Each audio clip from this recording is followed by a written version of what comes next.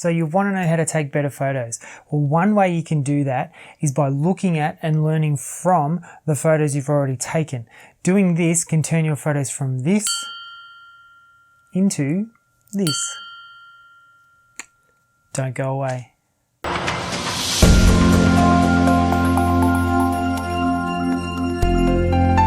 So if you're just starting out with DSLR photography, you're probably using your camera on auto mode. Would I be right?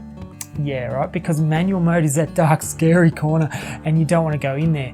But it really shouldn't be. With manual mode, you can get so much more creative control over the look of your image because your camera doesn't know the shot that you're seeing in your head. Your camera is never, ever going to take the shot as you see it through the viewfinder on auto mode. It's just not going to do that.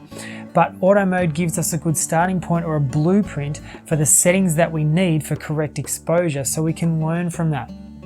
So let's jump onto the computer and we'll have a look at ways we can study our camera settings and start to learn from using that auto mode. Okay, so first up, if you don't have Lightroom or Photoshop or any of these fancy editing programs, you can still do this. What you do is just go to your File Explorer on your computer here, find the hard drive that all your photos are on. So I'll choose this one here. Then what you do is choose a folder. You grab a photo that you want to look at, right click on it, go all the way down to the bottom there to Properties, click that, click your Details tab and scroll down and you'll see here, down here in the camera section are all the details about your camera settings. So you can see this photo here was taken at an aperture of f5.6, exposure time of 1/60th of a second, and ISO of 200. I had the exposure compensation up 0.7 there. I was at a focal length of 55 mils. So that tells you a lot of stuff, and it tells you that I was using flash there as well. So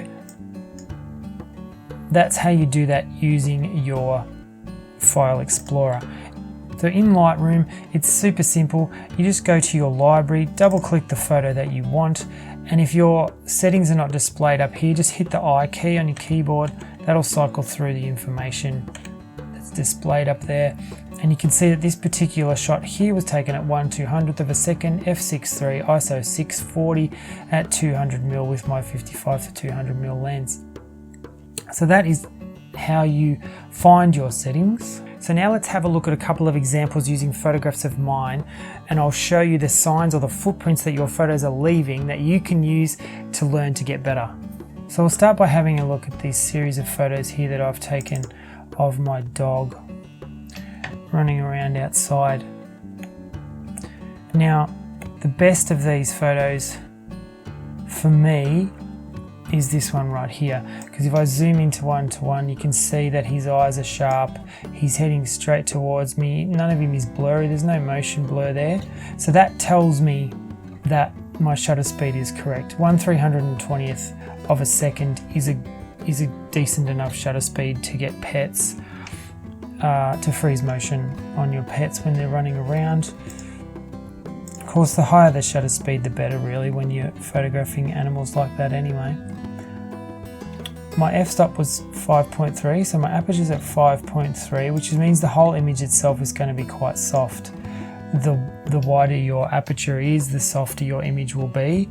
So if you want more sharpness, you could stop that down to 6.3, 7.1, whatever you want there, but I think 5.3 is good for it here because I can see from my histogram that the photo is exposed well. I'm not touching on the right hand side, I'm not touching on the left hand side, it's perfectly exposed. And my ISO was 800, so it is going to be a bit of a grainy image, and you can see some noise here in the bark on the log there and in the log there, but it's fine because I've got the exposure that I needed.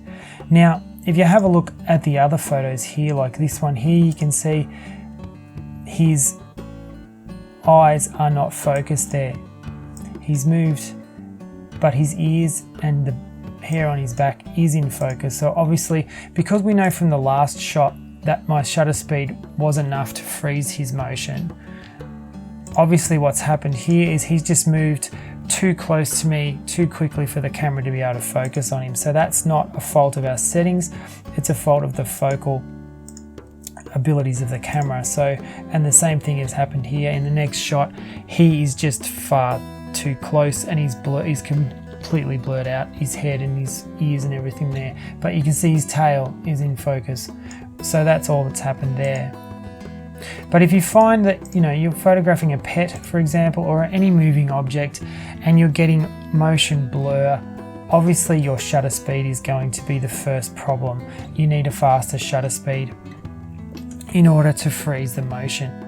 Now, if the subject of your photo is stationary and you've still got a blurry image, that might mean that you've got a bit of camera shake, you've been a bit jittery while you're taking the photo, so maybe use a tripod or just up your shutter speed.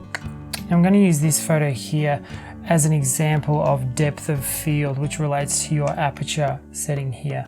So you can see this photo here I've taken at f10. Now, and the background is not, it's blurry, but it's not probably super blurry because I'm trying to obviously draw your attention to these nice droplets of water on the blade of grass here.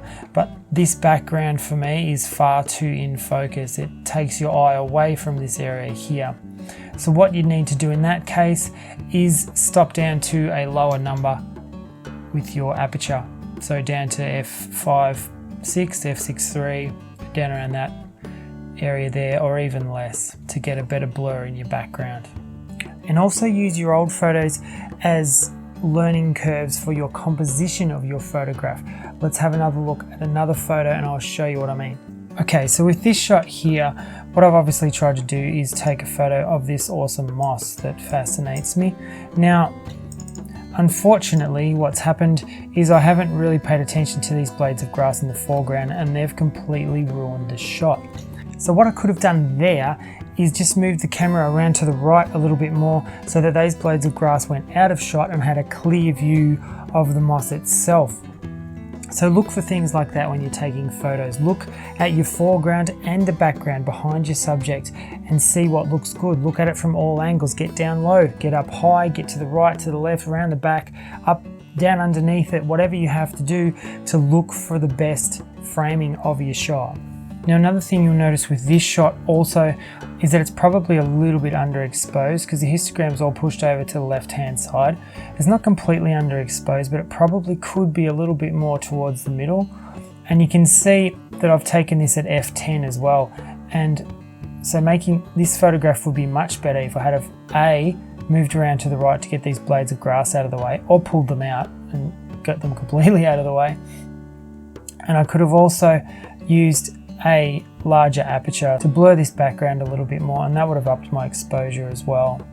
I could have also raised my ISO to get a better exposure, but because the background's not blurry enough, I would have probably adjusted my aperture in that case. So there you go.